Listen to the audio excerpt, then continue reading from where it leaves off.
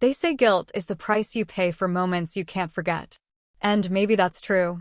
Because it's been 2 years since that night, since everything changed. 2 years since I crossed a line I swore I never would.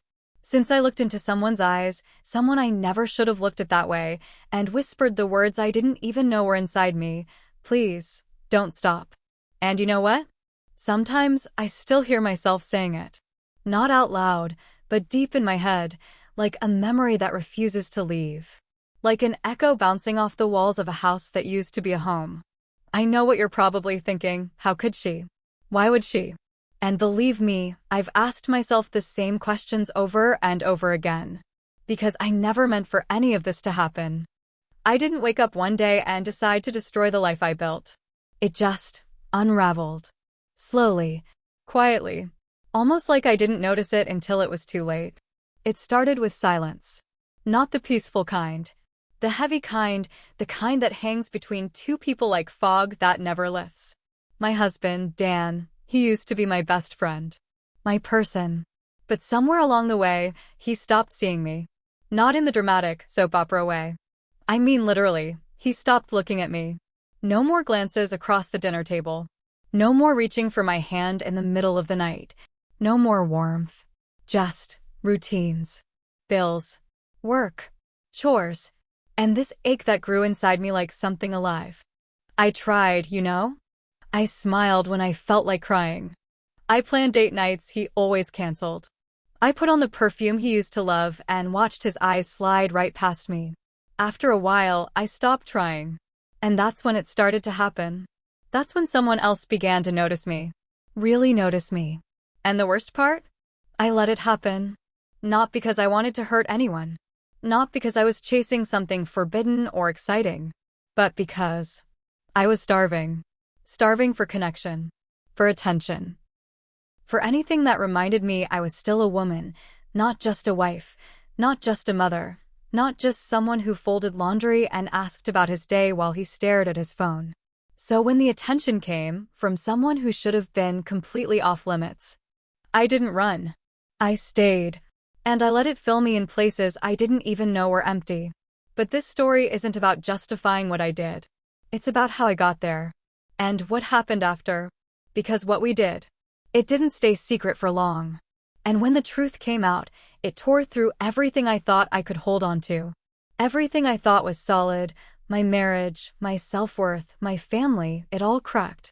So if you're still here, listening, if you've ever felt invisible in your own home, if you've ever looked in the mirror and not recognized the woman staring back at you, if you've ever made a mistake so heavy you weren't sure how you'd carry it, then maybe this story is for you. Subscribe now if you're ready to hear the kind of stories that most people are too afraid to admit are real. This isn't just a story about infidelity. It's about loneliness, desperation, desire, and the kind of betrayal that doesn't just come from someone else, but from yourself. Because no matter how many times I try to forget, no matter how much time passes, I still remember the way he touched me that night. I still remember the way I begged him not to stop. And I still don't know if I regret it. Or if I'd do it all over again. Subscribe to Heartfelt Tales Unfold now if you're ready to uncover what lies beneath the surface of love, loyalty, and betrayal. I'm 39 years old. I've been married for 14 of those years. And for the last 5, I felt more like a ghost than a woman. It's strange how it creeps up on you, how you can be surrounded by people every single day and still feel so painfully alone. It's like, you're there, physically. You're doing all the things. Laundry, grocery runs, picking up after everyone. Smiling when guests come over. But no one really sees you. That's how it's been with Dan. My husband. 14 years.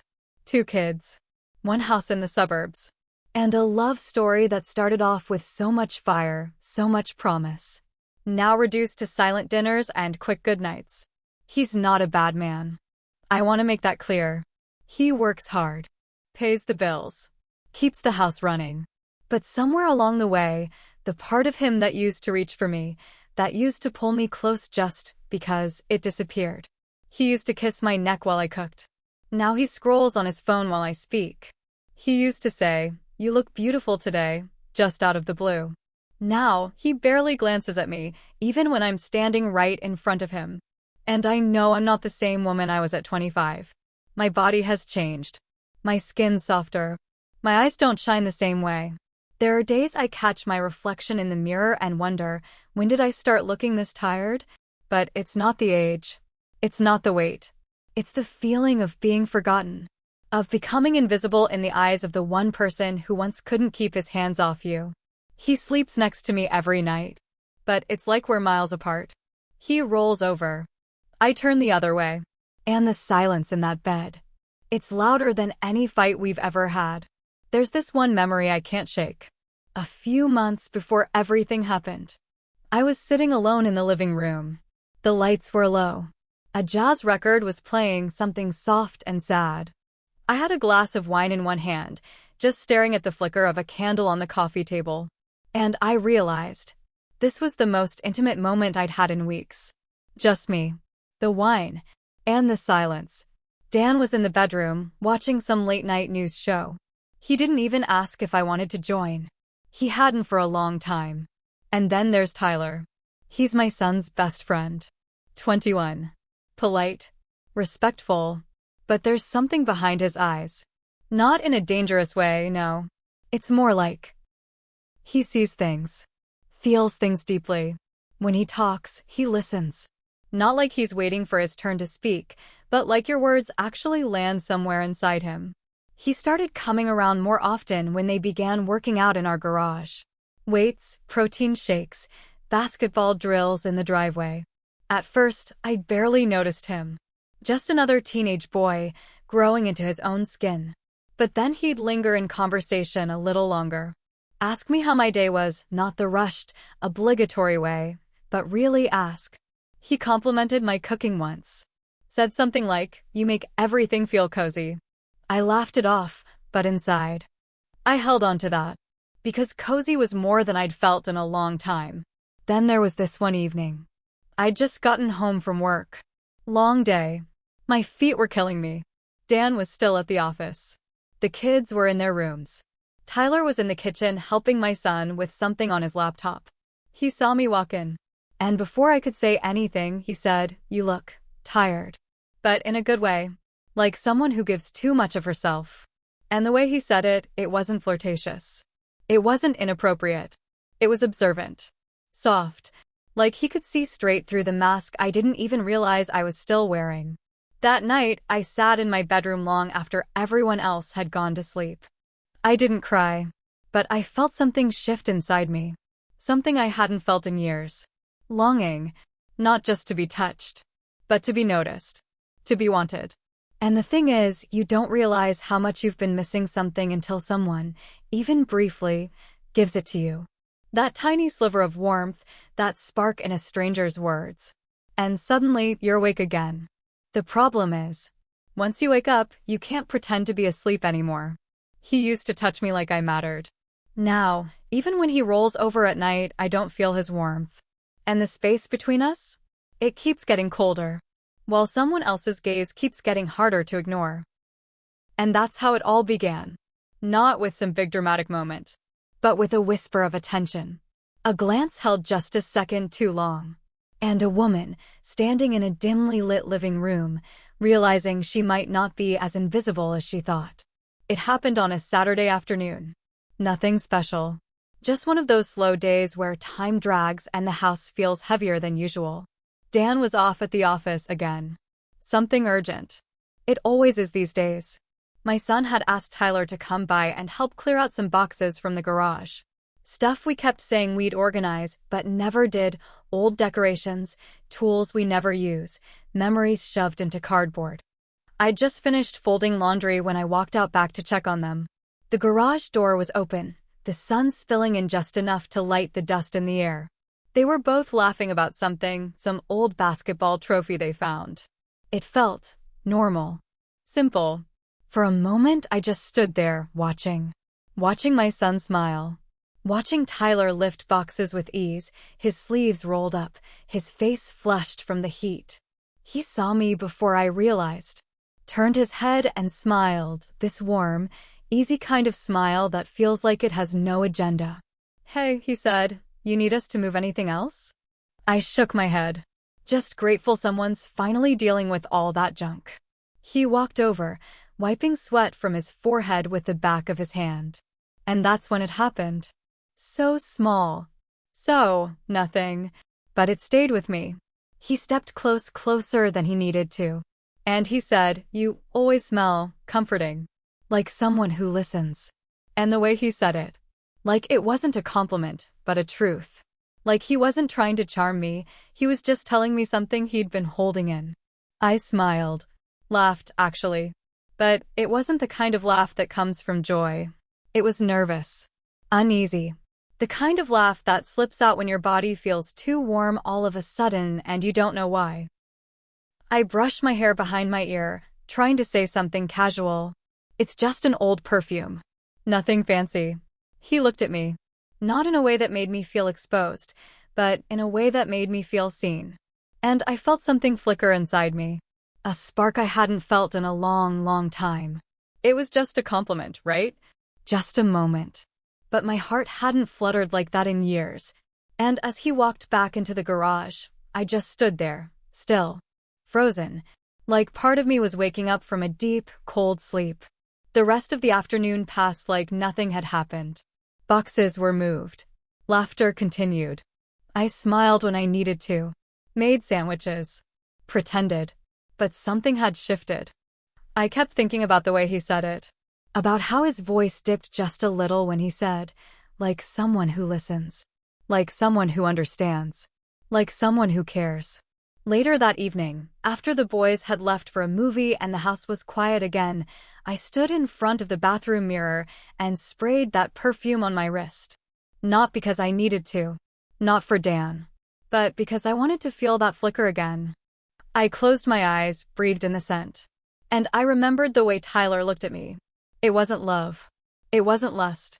It was something more dangerous than both: attention.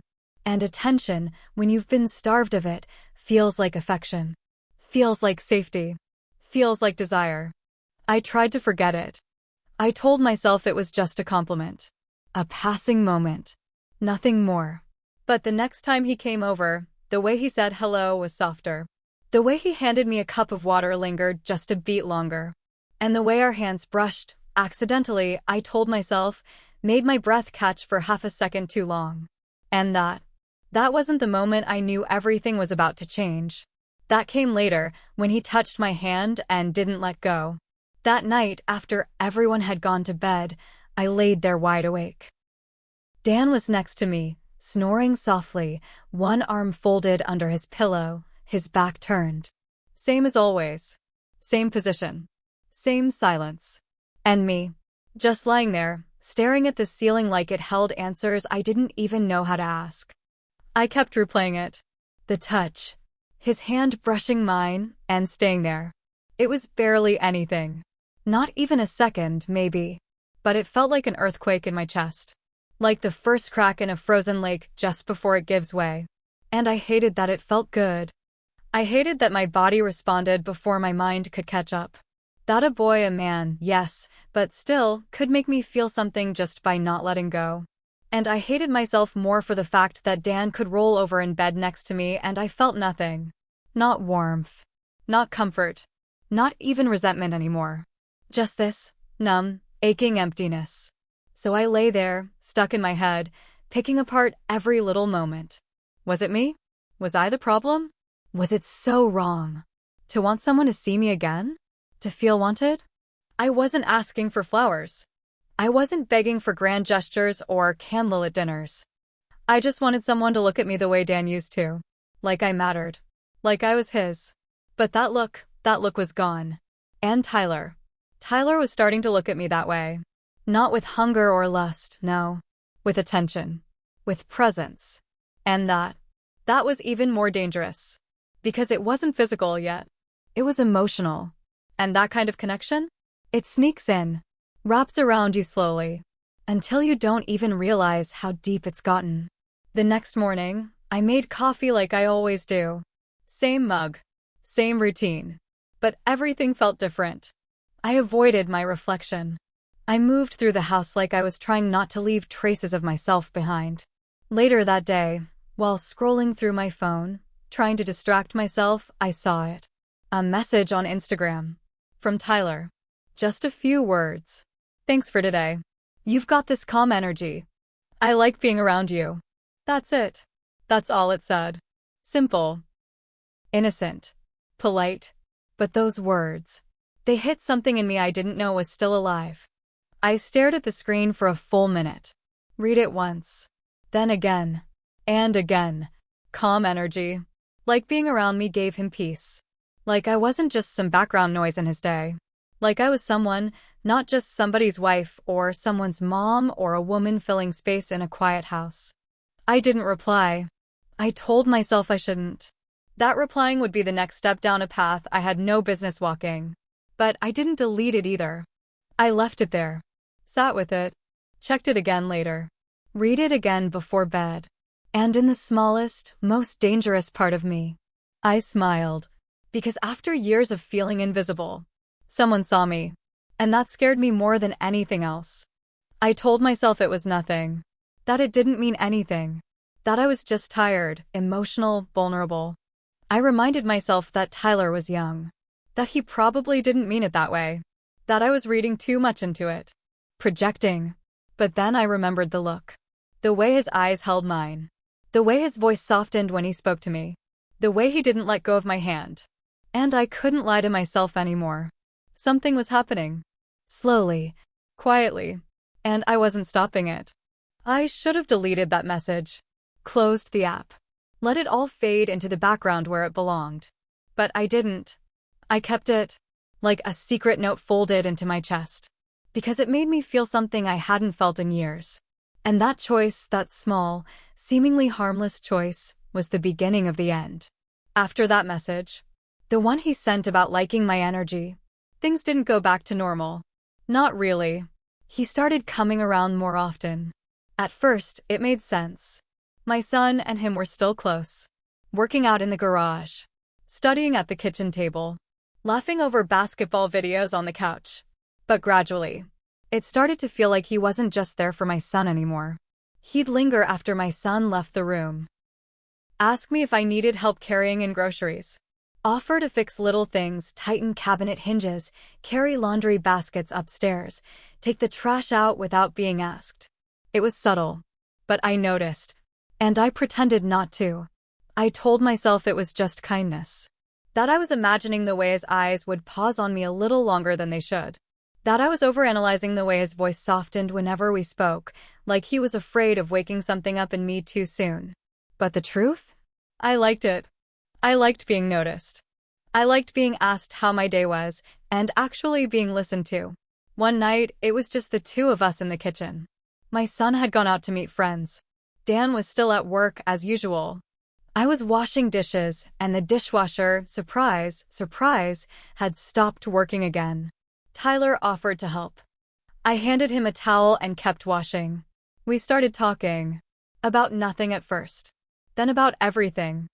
I don't even remember how it shifted. But suddenly I was telling him about my life. About how Dan and I used to be inseparable. How we used to talk until 2 a.m., laugh until we couldn't breathe. How slowly, over time, that connection just faded into routines and silence. I told him things I hadn't said out loud in years. I didn't cry. Not right away. But at some point, when I was wiping my hands on a towel and avoiding his eyes, I felt one slip out. Just a single tear down my cheek. It surprised even me. And before I could turn away, he was there. Close. Too close. Reaching up, gently brushing that tear from my skin with his thumb. Not in a rushed way. In this slow, careful motion, like touching me mattered. Like I mattered. Our faces were just inches apart. And I whispered, "Don't." But I didn't mean it. Not really. And he knew it. Because I didn't pull away. I didn't step back. I just stood there. Frozen. Wanting. Terrified. We didn't kiss. He didn't try. He just looked at me. And I looked right back. The tension in that room was unbearable. It was thick, charged, silent, but not empty. It felt like the air itself was holding its breath, waiting for someone to break it. But neither of us did. Eventually, he stepped back. Just a little. Said something like, I should go. And I nodded. I didn't speak. I couldn't. After he left, I sat on the floor in the dark kitchen. The house was silent, except for the broken dishwasher humming and clicking like it was trying to finish a cycle it never could. I avoided him after that. For a week, I made excuses. Told my son I was busy, not feeling well. If I heard Tyler's voice from the hallway, I stayed in my room. I didn't want to see him. I should have deleted it and reminded myself I was a grown woman with a husband, with a family, with a line I promised I'd never cross. I should have told him to stay away. But instead, I typed 4 words. I feel the same. And I hit send. The night it happened, there was a storm. Not a quiet, romantic drizzle. A real storm. The kind that rattles the windows and makes the whole house hum with electricity. The kind that turns silence into something alive. Dan was out of town, another business trip. He hadn't called. Not even a quick check-in. Just a text around 5 p.m. Landed. Long day. Talk tomorrow. I stared at that message for a while. Not because I missed him, but because it didn't even sting anymore. I made myself a glass of wine. Lit a candle on the kitchen counter, more for company than ambience. Slid into my softest sweater and tried to drown out the thunder with some music. But even music couldn't fill the quiet that wrapped itself around me. And then a knock on the door. It startled me. Not many people visit in a storm. I opened the door, and there he was. Tyler. Soaked. Hair clinging to his forehead, water dripping from his hoodie. Holding something that barely passed for an umbrella. I was walking home from the gym, he said, breathless, smiling just a little. Didn't realize the storm would hit this hard. Thought maybe I could borrow a real umbrella. I should have said no. Should have told him to wait on the porch while I grabbed it. Should have told him anything except what I did. Come in. You're drenched. He stepped inside, water pooling on the tile behind him. I handed him a towel. He pulled off his hoodie, his shirt damp and clinging to him, and for a second, just a second, my eyes lingered too long. We stood there, in the kitchen. Thunder rolling in the distance. Him drying his hair. Me pretending to check the weather app, my fingers trembling just slightly. Want a glass of wine while you wait it out? Why did I ask that? He nodded. Sure. We sat at the table. 2 glasses. 1 candle. Silence so thick, it felt like a third person in the room. I tried to make small talk. Tried to talk him out of staying. Said things like, you should probably go before it gets worse, and I don't want your mom worrying. But my voice lacked conviction. And we both knew it. He leaned back in the chair. Said nothing for a while. Then he looked at me, just looked. Not hungry. Not arrogant. Just present. And I felt it. Every cell in my body reacting to that gaze. That impossible, forbidden, perfect gaze. He stood up. Took a step toward me. I didn't move. And then, he kissed me. Soft. Slow. Like he was asking a question. I pulled away. I did. But not because I didn't want it. Because I did. God help me, I wanted it more than I've wanted anything in years. I looked at him, my breath shallow, my pulse racing, and I said, we shouldn't. But even as I said it, I wasn't stepping back. I wasn't reaching for boundaries. I was just saying what I thought I was supposed to say. And he didn't argue. He didn't beg. He just waited. Looked at me with those eyes that held so much understanding. And then I reached for him. Because something inside me broke open. All the years of being untouched. All the nights I cried silently facing the wall. All the conversations that never happened. All the I love yous that stopped coming. They rose up in me like a wave. And when he touched me again, it wasn't just skin against skin. His hands didn't just touch my body. They touched every lonely year I had endured. Every forgotten part of me. Every ache I had swallowed. Every single moment I had questioned whether I was still alive. And I whispered, please, don't stop. He didn't. Not that night. Not until our breathing slowed. Not until our bodies were quiet again. Not until the guilt drowned out the pleasure. The next morning, he was gone. I woke up alone. No sound. No note. Just the faint scent of his skin on the pillow and the aching dullness between my ribs where something fragile and wild had lived for a brief moment. The house was still. Too still. I sat on the edge of the bed, my legs trembling. Not from fear. Not from shame. But from the weight of everything that had just happened. I ran a hand through my hair, still damp with sweat, still tangled in memory. And I wanted, just for a second, I wanted to rewind time.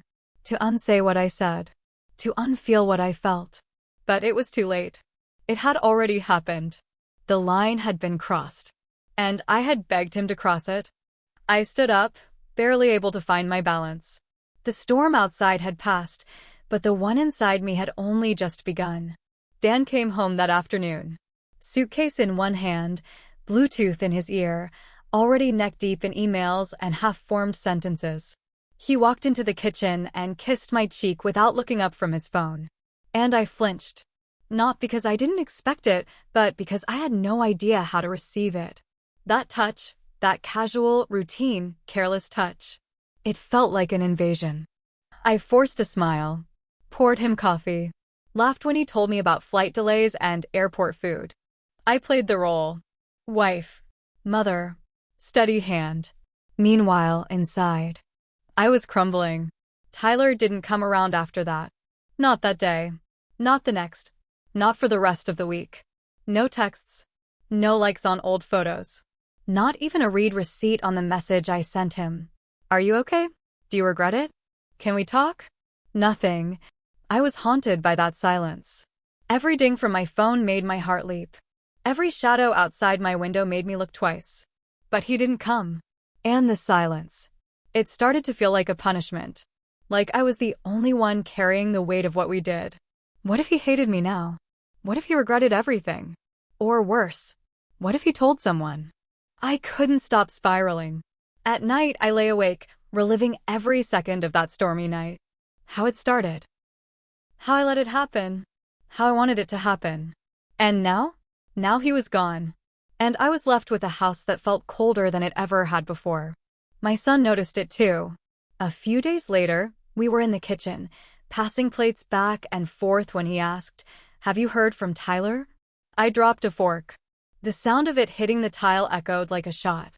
I bent to pick it up, stalling. My voice didn't feel ready. I finally said, "I think he's just busy." Tried to keep my tone light. But my son didn't look convinced. He nodded, distracted, but I could see the confusion behind his eyes. And that made it worse. Because now it wasn't just about me. It wasn't just about Dan. It was about my son. His friendship. His trust. His innocence. And I had tangled all of it up in something that should have never happened. I told myself I'd never reach out again. That I'd let it go. That silence was safer than risking more damage. But then, a week later, my phone lit up in the middle of the night. I wasn't even asleep. I was lying there, staring at the ceiling like I had been for days. It was from Tyler. Just 4 words. "We need to talk." He messaged me at 2:13 a.m. "We need to talk." Just 4 words. But they echoed louder than anything I'd heard all week. I didn't respond right away. I stared at the screen, my hands cold, heart pounding. I wanted to scream. I wanted to cry. I wanted to ask him why he disappeared, why he left me in silence, swimming in guilt and confusion while he vanished like it never happened. But instead, I waited until morning. Typed a simple reply, "When?" He said noon. At a little cafe we both knew. Neutral. Quiet. Safe. I wore a simple sweater and jeans. No makeup. No perfume. I didn't want to be seen that day, not as a woman, not as anything. I just wanted to be less. When I arrived, he was already there. Sitting near the window, fidgeting with the edge of his cup like he was trying to rub the guilt off his fingers. He looked up, met my eyes for a second, then looked away. I sat down. Neither of us spoke right away. He finally said, "I'm sorry." His voice was low, flat, like the words had been rehearsed. I waited, then he said it. "I think we made a mistake."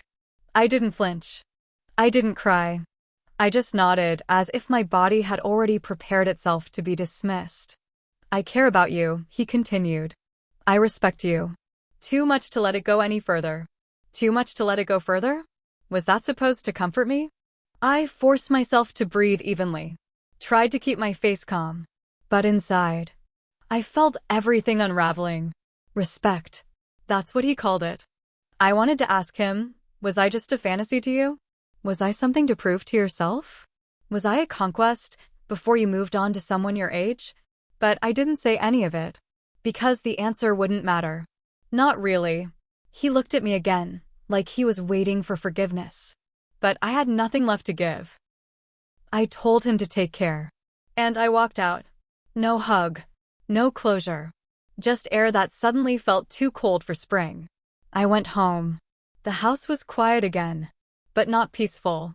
I passed through the living room, saw Dan sitting on the couch, TV remote in hand, half watching a news segment he probably wouldn't remember 5 minutes later. He looked over at me, smiled like nothing had ever changed. Like I was still the woman he married. Still his. And I looked at him. And I thought, maybe I was always invisible. Maybe that's why I let myself be seen by someone I should have never looked at that way. Not because I didn't love Dan, but because Dan forgot how to love me. Or maybe I forgot how to love myself. I don't know anymore. I stood in the hallway that night, watching Dan from the shadows. He looked so familiar. And so distant. Like a photo that's faded at the edges, still recognizable, but no longer sharp. And I thought about telling him. About everything. But I didn't. Not that night. And maybe not ever. Some truths. They're too heavy. Too destructive. Too rooted in moments that don't fit into explanations. Some truths are better left unsaid. But the silence? The silence has its own weight. It lingers. It grows. And it wraps itself around you like a second skin you never asked for, but can't take off. So, did I tell Dan? Did I end my marriage? I don't know how to answer that. What I do know is this: you can love someone and still betray them. You can feel alive and still be drowning. You can make a mistake and still want to make it again. And when you do, when everything cracks open, you're left holding pieces that don't quite fit together anymore.